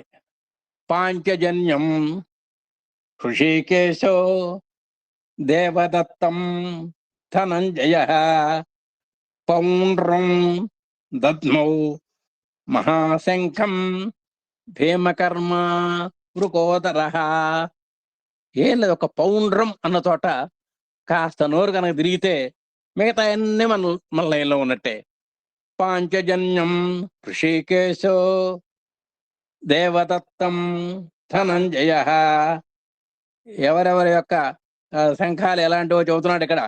పాంచజన్యం హృషీకేశో దేవదత్తం ధనంజయ పౌండ్రం. ఇదొక్కటి పట్టుకోవాలి మనం. పాక ఔత్వం ఇది. దాని మళ్ళా సున్నా పక్కన, ఔత్వం పక్కన సున్నా వస్తే కొంచెం పలకటం కష్టం అండి. అందుకని ఇక్కడ పౌండ్రం దద్మౌ మహాశంఖం భీమకర్మ వృకోదర. ఇప్పుడు ఒక్కసారి చూద్దామండి. పౌండ్రం అనేది కనుక నోరు తిరిగితే అంతా మన చేతిలో ఉన్నట్టే లెక్క. పాంచజన్యం శ్రీకేశో దేవదత్తం ధనంజయ పౌండ్రం దద్మౌ. ఆ పక్కనే మళ్ళీ ఇంకో చుట్టం ఉన్నాడు దద్మౌ అని. ఈయన కూడా కాస్త గమనించాలి మనం. అంటే ఏం లేదు, ఆ పలకటంలో జాగ్రత్తగా అసలుకే పౌండ్రం తోటే మనకు ఒక కాస్త నీరసం వస్తుంటే మళ్ళీ ఇంకో పక్కన ఇంకో ఆయన ఉన్నాడు చుట్టం, గట్టి చుట్టం. పౌండ్రం దద్మౌ మహాశంఖం భీమకర్మ వృకోదర. మూడో లైన్ కోసం మళ్ళా ఒక్కసారి చూద్దాం. పాంచజన్యం హృషీకేశో దేవదత్తం ధనంజయ పౌండ్రం దద్మౌ. ఈ రెండింటిని పట్టుకోవాలి. పౌండ్రం దద్మౌ మహాశంఖం భీమకర్మ వృకోదర. అదండి, చక్కగా ఉంది శ్లోకం. ఆ పౌండ్రం దద్మౌ ఈ రెండింటిని పట్టుకోవాలి. ఆ రెండు నోరు తిరిగితే మనం కేరింతలు కొట్టచ్చు. ఇప్పుడు 16వ శ్లోకానికి వచ్చాం. హాయిగా ఉంది చూడండి. అనంత విజయం రాజా కుంతే పుత్రో యుధిష్ఠిర నకుల సహదేవశ్చ సుఘోష మణిపుష్పకౌ. హాయిగా ఉంది. ఒక్క యుధిష్ఠిరుడు ఆయనే కాస్త కొంచెం భయపెడుతున్నాడు రెండో లైన్లో. యుధిష్ఠిర యుద్ధమునందు స్టెబిలిటీగా ఉండేవాడు కాబట్టి ధర్మరాజుకి యుధిష్ఠిర అని పేరు వచ్చిందండి. మిగతా వాళ్ళంతా ఒకసారి అంటే జీవితంలో పారిపోయారు ఎరగడైనా. జీవితంలో అసలు యుద్ధంలో అంత స్థిరంగా అంత స్థైర్యంగా ఉన్నటువంటి వాడు కాబట్టి ఇంకెవరికి ఇట్లాంటి పేర్లు రాలా. యుధి అంటే యుద్ధం అండి, స్థిర అంటే మంచి స్టెబిలిటీగా ఉండేటువంటి వాడిని స్థిర అంటారు. ఈ బిరుదు పెద్ద పెద్ద పెద్ద భీష్మాచార్యులు వగైరాలు కూడా రాలా, ఒక్క ధర్మరాజుకు మాత్రమే వచ్చింది. ఆ పదం ఒక్కసారి చూసుకోండి. యుధిష్ఠిర అనంత విజయం రాజా కుంతే పుత్రో యుధిష్ఠిర. యుధిష్ఠిర ఇది ఒక్కటి నోరు తిరగాలి మనకు. అసలుకే షా గుడి, దానికి ఒత్తు ఠా ఒత్తు. యుధిష్ఠిర నకుల సహదేవశ్చ సుఘోషమణి పుష్పకౌ. అది ఆ యుధిష్ఠిర గనక మన చేతిలో ఉంటే అన్ని మన చేతిలో ఉన్నట్టే. ఒక్కసారి చూడండి. అనంత విజయం రాజా కుంతే పుత్రో యుధిష్ఠిర నకుల సహదేవశ్చ. ఈ నకుల సహదేవ ఉంది కదండి. మనం బాగా మేధావులైన వాళ్ళు ఈ నకుల అన్న చోట ఉన్నటువంటి విసర్గని సకారంగా చదువుకుంటే హాయిగా ఉంటుంది. నకుల సహదేవశ్చ సుఘోషమణి పుష్పకౌ. కొత్త వాళ్ళు మాత్రం నకుల సహదేవశ్చ అని చదువుకోండి. తర్వాత ఇప్పుడు 17లోకి వచ్చాం. కాశ్యశ్చ పరమేశ్వాస శిఖండీ చ మహారథ దృష్టద్యుమ్నో విరాటశ్చ సాశ్చకిచ్చ పరాజిత. అందరి పేరు చదువుతున్నాడు ఇక్కడ, అంతకంటే లేదు. కాశ్యశ్చ ఇందాక చెప్పుకున్నాం. విరాటశ్చ ద్రుపదశ్చ అన్నట్టుగానే కాశ్యహాచ అనమాట. కాశ్యహాచ కాస్త కాశ్యశ్చ అయింది. పరమేశ్వాస ఇబ్బంది లేదు. శిఖండి ఇబ్బంది లేదు. చ మహారథ మనకు లోగడే వచ్చింది మహారథ. దృష్టద్యుమ్నో ఈయన కాస్త మనకు నోరు తిరగని ఆయన వచ్చాడు. ఈయన్ని పట్టుకోవాలి మనం. దృష్టద్యుమ్నో దృష్టద్యుమ్నో దృష్టద్యుమ్నో విరాటశ్చ విరాట చ విరాటశ్చ సాత్యకిశ్చ సాత్యకి ప్లస్ చ సాత్యకి ప్లస్ చ సాత్యకిశ్చ అపరాజిత సాత్యకిశ్చ అపరాజిత. మళ్ళీ ఈ రెండింటిని కలిపాడు. సాత్యకి ప్లస్ చ సాత్యకిశ్చ అయిపోయింది. అక్కడ పెట్టేశాం, సాత్యకిశ్చ అని పెట్టేశాం. అపరాజిత అని మళ్ళీ పదం ఉంది. ఈ రెండింటిని కలిపాం. సాత్యకిశ్చ అపరాజిత. పరాజయం అంటే ఏంటో తెలియని వాటండి ఆయన. ఓటమి అంటే ఏమిటో తెలియదు. సాత్యకిశ్చ అపరాజిత. చూడండి. కాశ్యశ్చ పరమేశ్వాస శిఖండీ చ మహారథ దృష్టద్యుమ్నో ఈయన పట్టుకోవాలి. దృష్టద్యుమ్నో విరాటశ్చ సాత్యకిశ్చ పరాజిత. కాశ్యశ్చ పరమేశ్వాస శిఖండీ చ మహారథ దృష్టద్యుమ్నో విరాటశ్చ సాత్యకిశ్చ పరాజిత. రైట్. ఇప్పుడు 18వ శ్లోకంలోకి వచ్చాం. ద్రుపదో ద్రౌపదేయాశ్చ సర్వశః పృథివీపతే సౌభద్రశ్చ మహాబాహుః శంఖాన్ దద్ముః పృథక్ పృథక్. కాస్త మనకు కొంచెం కష్టమైన పదాలు ఇక్కడ ఉన్నాయండి. మనం ఏం కష్టపడక్కర్లా. ద్రుపద ద్రుపదో ద్రుపదో అనొచ్చు, ద్రుపద అని కూడా ఉండొచ్చు కొన్ని పుస్తకాల్లో. ఏ కంగారేం లేదు. ద్రుపదో ద్రౌపది యొక్క నాన్నగారు, కంగారేం లేదు. ద్రౌపదేయాశ్చ మనకి ఈ పదం వచ్చింది. ద్రౌపదేయాః చ లోగడ వచ్చింది మనకు శ్లోకంలో. ద్రౌపదేయాశ్చ సర్వశః పృథివీపతే. పృథివీపతి అంటే రాజుగారు, అంతకంటే ఏం లేదు. సౌభద్రశ్చ సౌభద్రః చ సౌభద్రశ్చ మహాబాహుః శంఖాన్ దద్ముః పృథక్ పృథక్. మంచి 4 పదాలు, గట్టి పదాలు పెట్టాడు. ఏమండి, శంఖాన్ అనేటువంటిది బాగానే ఉంది. మిగతా 3 పదాలు కాస్త పక్కన పెట్టడంలో మనం జాగ్రత్తగా గమనించాలి. చూడండి. శంఖాన్ దద్ముః పృథక్ పృథక్. చూసారా, పృథక్ కూడా కాదు, ఇది పృథక్ తాత్త అన్నమాట ఇది. చూడండి. ద్రుపదో ద్రౌపదేయాశ్చ 1వ లైన్ ఇబ్బంది లేదు. సర్వశ పృథివీపతే. ఇక్కడ కూడా విసర్గల తర్వాత పా వచ్చింది కాబట్టి ఒక హకారం సగం చదువుకోవాలి. సర్వశ సర్వశ పృథివీపతే. అంతఃపురం లాగనమాట. సర్వశ పృథివీపతే సౌభద్రశ్చ మహాబాహుః శంఖాన్ దద్ముః పృథక్ పృథక్. శంఖాన్ దద్ముః పృథక్ పృథక్. అదండి. ఒక్క 4వ లైన్ కనుక పట్టుకుంటే ఈ శ్లోకం మొత్తం మనకు వచ్చినట్టే. 4వ లైన్ ఒక్కసారి చూద్దాం. శంఖాన్ దద్ముః పృథక్ పృథక్. శంఖాన్ దద్ముః పృథక్ పృథక్. బాగా మేధావులైన వాళ్ళు ఆ దద్ముః అన్న చోట కూడా హకారం పలుకోవచ్చు. శంఖాన్ దద్ముః పృథక్ పృథక్. ఓకేనండి. రైట్. నెక్స్ట్ ఇప్పుడు 19వ శ్లోకానికి వచ్చామండి. స ఘోషో ధార్త రాష్ట్రాణం స ఘోషో ధార్తరాష్ట్రాణం హృదయాని వ్యదారయత్ వ్యదారయత్ నభశ్చ పృథివీం చైవ తుములో వ్యనునాదయన్. ఈ శ్లోకంలో పెద్ద కష్టమేం కాదు కానీ వ్యదారయత్తు వ్యనునాదయన్ రెండు పదాలు ఉన్నాయండి. రెండో లైన్లో ఒకటి ఉంది, చివరి లైన్లో ఒకటి ఉంది. వాటిని పట్టుకోవాలి.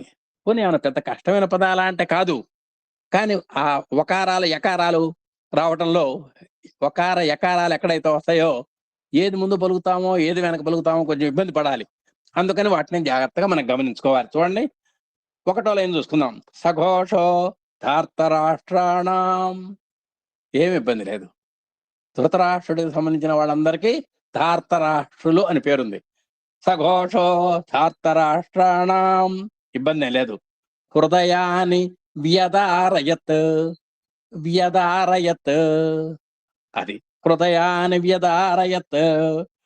నభశ్చ, ఇందాకట్లాగనే నభః చ నభశ్చ పృథివీం చైవ నభశ్చ పృథివీం చైవ తుములో వ్యనునాదయన్ వ్యనునాదయన్. ఇందాక వ్యదారయత్ వ్యనునాదయన్, ఈ రెండింటిని పట్టుకోవాలి. ఈ రెండింటిని పట్టుకుంటే మనకి శ్లోకం అంటే మిగతా 2 సార్లు చదివితే ఇది కాస్త 4 సార్లు చదువుకోవాలి, అంతకంటే తేడా ఏం లేదు. ఒక్కసారి శ్లోకంలోకి వద్దామండి. సఘోషో ధార్తరాష్ట్రాణం హృదయాని వ్యదారయత్ నభశ్చ పృథివీం చైవ తుములో వ్యనునాదయన్. అదండి, అంటే వ్యదారయత్ వ్యనునాదయన్ అనే వాటిని పట్టుకోవాలి. తర్వాత 20లోకి వద్దామండి. అథ వ్యవస్థితాన్ దృష్ట్వా ధార్తరాష్ట్రాన్ కపిధ్వజః ప్రవృత్తే శస్త్ర సంపాతే ధనురుజ్యమ్య పాండవః. ఇక్కడ చూడండి, అథ వ్యవస్థితాన్, ఈ పదం కాస్త నోరు తిరగాలి. వ్యవస్థితాన్ దృష్ట్వా, ఇబ్బంది లేదు. ధార్తరాష్ట్రాన్ ధార్తరాష్ట్రాన్ కపిధ్వజః ప్రవృత్తే ప్రవృత్తే శస్త్ర సంపాతే శస్త్ర సంపాతే ధనురుజ్యమ్య, ధను ఉద్యమ్య అనే పదాలు, 2 పదాలు అన్నమాట ఇక్కడ.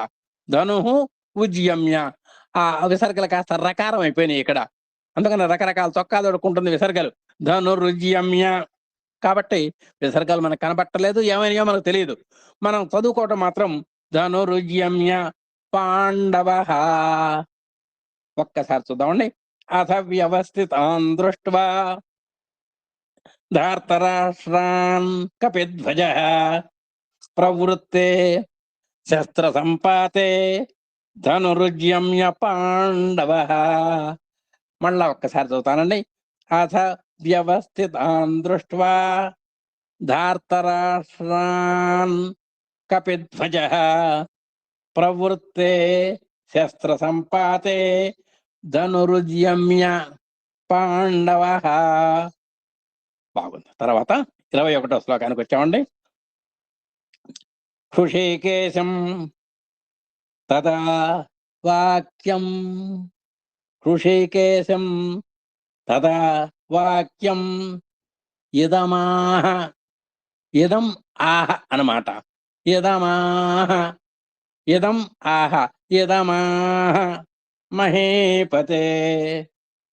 అర్జున ఉవాచ, మధ్యలో దైలాడైన 2 పదాల తర్వాత సేనయో రుభయోర్మధ్యే 3 పదాలు ఉన్నాయండి. సేనయో ఉభయో మధ్యే అని దీని యొక్క ఆరిజన్. సేనయో ఉభయో మధ్యే అంటే ఉభయ సేనల మధ్య అని. దాన్ని ఎట్లా చేశాడు ఇప్పుడు? ఇక్కడ మనకు సేనయో ఉభయో దగ్గర ఉన్నటువంటి ఆ విసర్గలు కాస్త మనం చొక్కాలు మారుస్తుందని చెప్పాం కదండి, రకారాలు అయిపోయినాయి. సేనయోర్ ఉభయోర్ మధ్యే అయిందనమాట. ఇప్పుడు మనం వాటిని కలిపి చదివితే సేనయోరుభయోర్ మధ్యే ఏం లేదు అక్కడ. సేనయోరుభయోర్ మధ్యే రథం రథం స్థాపయ మేచ్యుత.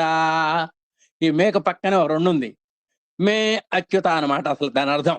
కానీ మనం ఆ పలకటానికి అవకాశం లేదు. రథం స్థాపయ మేచ్యుత అనాల్సిందే. ఇప్పుడు ఒక్కసారి శ్లోకంలోకి వద్దామండి. హృషికేశం తదా వాక్యం, ఏమి ఇబ్బంది లేదు.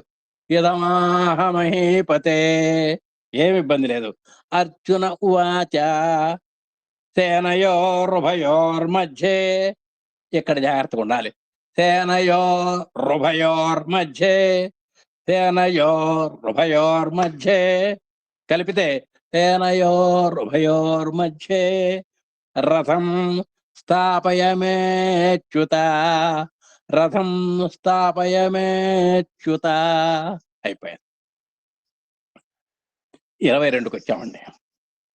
యావదేతాన్ నిరీక్ష్యేహం, యావదేతాం నిరీక్ష్యేహం యోద్ధుకామానవస్థితాన్, యోద్ధుకామానవస్థితాన్ కైర్మయా సహ యోద్ధవ్యం అస్మిన్ రణసముద్యమే. యావత్ ఏతాన్, రెండు పదాలు ఉన్నాయండి. యావదేతాన్ ఇబ్బంది లేదు, మనకు కష్టం లేదు. నిరీక్షేహం, నిరీక్షే అహం అన్నమాట. ఇక్కడ రకార ప్లస్ ఉంది కాబట్టి మనం ఆ చదవటానికి లేదు. నిరీక్షేహం మనకే ఇబ్బంది లేదు. నిరీక్షేహం యోద్ధుకామాన్ అవస్థితాన్, రెండు ఉన్నాయి పదాలు ఇక్కడ. యోద్ధుకామాన్ అవస్థితాన్, ఈ రెండింటిని ఊర కలిపాం అంతకంటే. యోద్ధుకామానవస్థితాన్, యోద్ధుకామానవస్థితాన్ కైర్మయా సహ, కైర్మయ, కైర్మయ అయిపోయింది.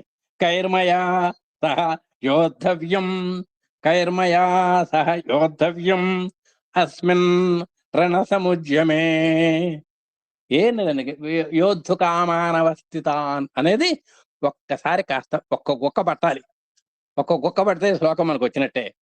యావదేతాన్ నిరీక్షేహం యోద్ధుకామానవస్థితాన్ కైర్మయా సహ యోద్ధవ్యం అస్మిన్ రణసముద్యమే.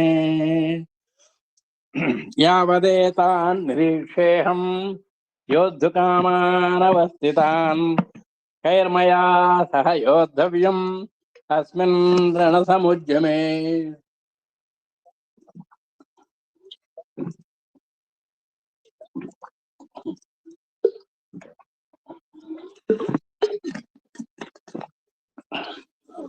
ఇప్పుడు మనం 23లోకి వెళ్తున్నామండి. ఇక్కడ ఒక్కసారి చూడండి. యోస్యమానావేక్షేహం అనండి. య ఏతేత్ర సమాగతాః ధార్తరాక్షస్య దుర్బుద్ధేః యుద్ధే ప్రియచికీర్షవః. ఒక్కసారి చూద్దాం.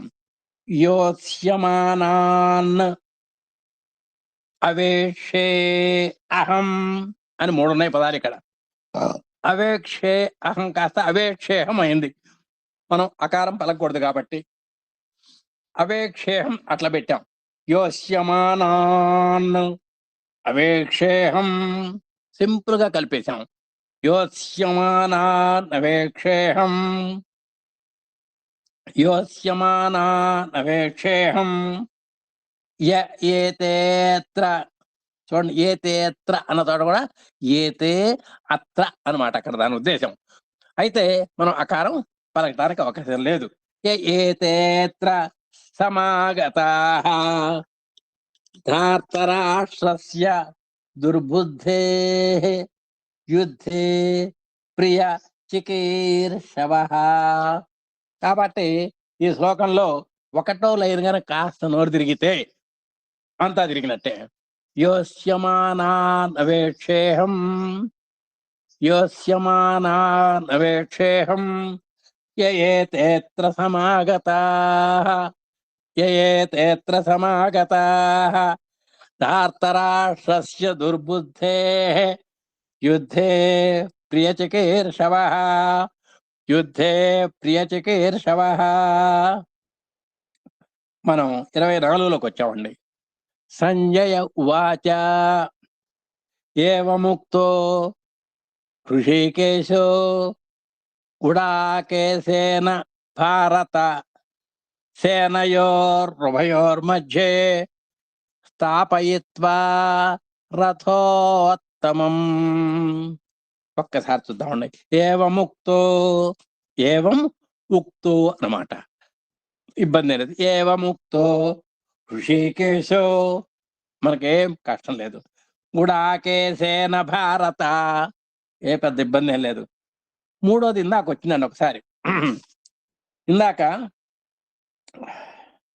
మనకు 21లో వచ్చింది సేనయో ఉభయోర్ మధ్య అని వచ్చింది కదా. సేనయో ఉభయో మధ్యే ఆ రకారాలుగా మారిపోయినాయి విసర్గలు కాస్త. సేనయోర్ ఉభయోర్ మధ్యే కలిపితే సేనయోర్ ఉభయోర్ మధ్యే మళ్ళా వచ్చింది ఇక్కడికి. స్థాపయిత్వా రథోత్తమం, స్థాపయిత్వా రథోత్తమం. ఒక్కసారి చదువుకుందామండి.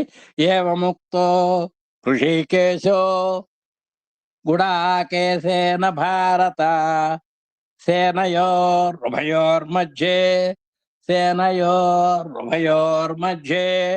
మళ్ళా ఇంకోసారి చదువుతున్నాను. సేనయోరుభయోర్మధ్యే స్థాపయిత్వా రథోత్తమం. ఇప్పుడు 25లోకి వచ్చామండి. భీష్మ ద్రోణ ప్రముఖతః, భీష్మ ద్రోణ ప్రముఖతః సర్వేషాం చ మహేక్షితాం ఉవాచ పార్థ పశ్యైతాన్. ఉవాచ పార్థ, ఇంతవరకు ఇబ్బంది లేదు. పశ్యైతాన్, పశ్య ఏతాన్ అన్నమాట అక్కడ విడదాలు, వాటిని కలిపాం.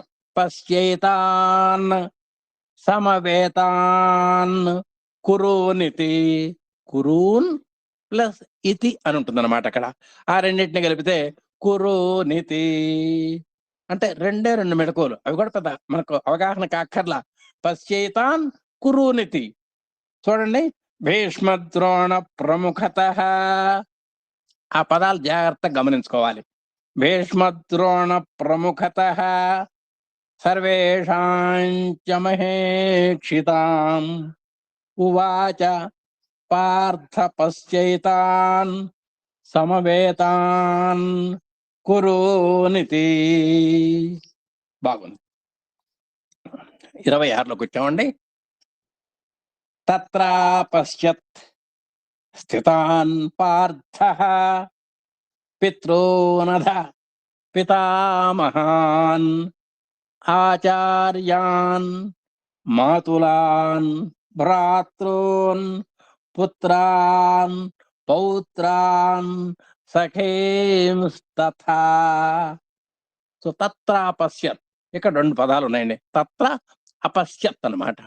ఈ రెండింటి కలిపితే తత్రాపశ్యత్, పెద్ద ఇబ్బంది లేదు.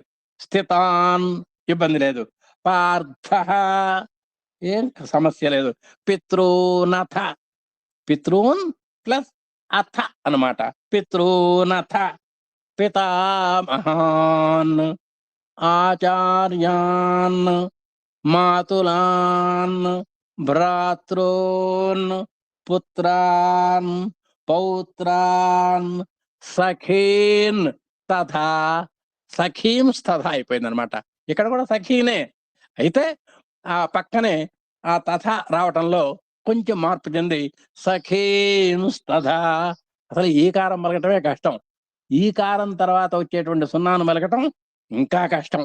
అందుకని సఖీంస్తథ. ఈ శ్లోకంలో మంచి కష్టమైన పదము, క్లిష్టమైన పదము సఖేంస్తథా. ఇది నోరు తిరిగితే అన్ని తిరిగినట్టే.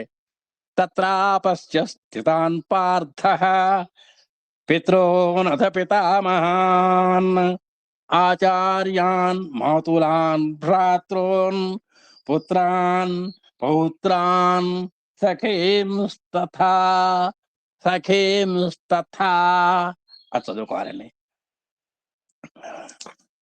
తర్వాత శ్వశురాన్ సుహృదశ్చైవ సేనయోరుభయోరపి తాన్ సమీక్ష్య సకౌంతేయః సర్వాన్ బంధూనవస్థితాన్. చూడండి ఇక్కడ శ్వశురాన్ ఇబ్బంది లేదు. సుహృదశ్చైవ సుహృదః చ ఏవ 3 పదాలు ఉంటాయండి. ఆ మూడింటిని కలిపితే సుహృదశ్చైవ సేనయోరుభయోరపి. ఇక్కడ 3 పదాలు ఉన్నాయి. సేనయో ఉభయో అపి. మూడింటిని కలిపేస్తే సేనయోరుభయోరపి తాన్ సమీక్ష్య స కౌంతేయః. ఏమి ఇబ్బంది లేదు. సర్వాన్ బంధూనవస్థితాన్. బంధూనవస్థితాన్ తోట 2 పదాలు ఉన్నాయి. బంధూన్ అవస్థితాన్ కలిపితే బంధూనవస్థితాన్.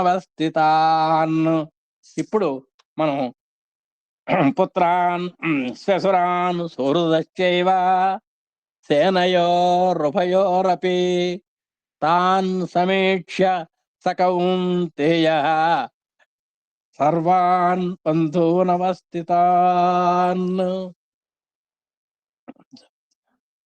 తర్వాత 28కి వచ్చామండి. కృపయా పరయావిష్టో. కృపయా బానే ఉంది. పరయావిష్టో అక్కడ కూడా ఒక అకార ప్రశ్లేష పెట్టాడు కదండి. అంటే ఈ విధంగా దీర్ఘం తర్వాత కనుక పెట్టినట్టయితే ఆ దీర్ఘాన్ని ఇంకొక దీర్ఘం తీయాలి అని దాని అర్థం. పరయావిష్టో జనరల్గా పరయావిష్టో అంటాం. అక్కడ కూడా పక్కన పెట్టాడు కాబట్టి నాయన ఇంకొకరు దీర్ఘం తీయాలి బాబు అని దీని అర్థం. పరయావిష్టో విషేదన్ ఇదమబ్రవీత్. విషేదన్ ఇదం అబ్రవీత్ 3 పదాలు ఉన్నాయండి ఇక్కడ. వాటిని మూడింటిని కలిపేస్తే విషేదన్ ఇదమబ్రవీత్. అర్జున ఉవాచ దృష్ట్వేమం స్వజనం కృష్ణ యుయుత్సుం సముపస్థితం. అర్జున ఉవాచ బాగానే ఉంది. దృష్ట్వేమం దృష్ట్వా ఇమం అన్నమాట. 2 పదాలు. దృష్ట్వేమం స్వజనం కృష్ణ యుయుత్సుం. మళ్ళీ ఇక్కడ తేలింది యుజుత్సవః అని ఒక చోట తేలింది మనకు. యుయుత్సుం సముపస్థితం. ఆ యు తర్వాత యు యకారం తర్వాత యకారం పలకటం అనేది కొంచెం కష్టం అన్నమాట. యుయుత్సుం సముపస్థితం. చూడండి. కృపయా పరయావిష్టో విషేదన్నిదమబ్రవీత్. అర్జున ఉవాచ దృష్ట్వేమం స్వజనం కృష్ణ యుయుత్సుం సముపస్థితం. చూడండి. సీదంతి మమ గాత్రాణి ముఖంచ పరిశుష్యతి వేపధుశ్చ శరీరే మే రోమహర్షశ్చ జాయతే. హాయిగా ఉందండి. సీదంతి మమ గాత్రాణి. సీదంతి మమ గాత్రాణి. ముఖంచ పరిశుష్యతి వేపధుశ్చ. వేపధు ప్లశ్చ అనమాట. ఇందాక ద్రుపదశ్చ అన్నాం చూసారు. అలాగే వేపధుశ్చ శరీరే మే రోమహర్షశ్చ. రోమహర్ష ప్లశ్చ రోమహర్షశ్చ జాయతే. ఇప్పుడు ఒక్కసారి శ్లోకం చూడండి. సీదంతి మమ గాత్రాణి ముఖంచ పరిశుష్యతి వేపధుశ్చ శరీరే మే రోమహర్షశ్చ జాయతే. సీదంతి మమ గాత్రాణి ముఖంచ పరిశుష్యతి వేపధుశ్చ శరీరే మే రోమహర్షశ్చ జాయతే. వాటికి ఇంకొక శ్లోకం చూద్దామండి. ఇంకో శ్లోకంతో ఆపేద్దాం. గాండీవం స్రంసతే హస్తాత్ త్వక్చైవ పరిదశ్యతే నచ శక్నోమ్యవస్థాతుం భ్రమతీవ చ మే మనః. గాండీవం స్రంసతే హస్తాత్ బాగా త్వక్చైవ. ఇక్కడ చూడండి, త్వక్చ ఏవ 3 పదాలు ఉన్నాయండి. ఉన్నదే 3 అక్షరాలు అయితే 3 పదాలు. త్వక్చ ఏవ త్వక్చైవ పరిదక్ష్యతే నచ శక్నోమ్యవస్థాతుం. శక్నోమి ప్లస్ అవస్థాతుం, శక్నోమ్యవస్థాతుం. భ్రమతీవ అంటే భ్రమతి ప్లస్ ఇవ చ మే మనః. గాండీవం సంసతే హస్తాత్ త్వక్చైవ పరిదక్ష్యతే నచ శక్నోమ్యవస్థాతుం భ్రమతీవ చ మే మనః. గాండీవం సంసతే హస్తాత్ త్వక్చైవ పరిదక్ష్యతే నచ శక్నోమ్యవస్థాతుం భ్రమతీవ చ మే మనః. ఓం శ్రీ సాయిరామ్. అందరికీ సాయిరామ్.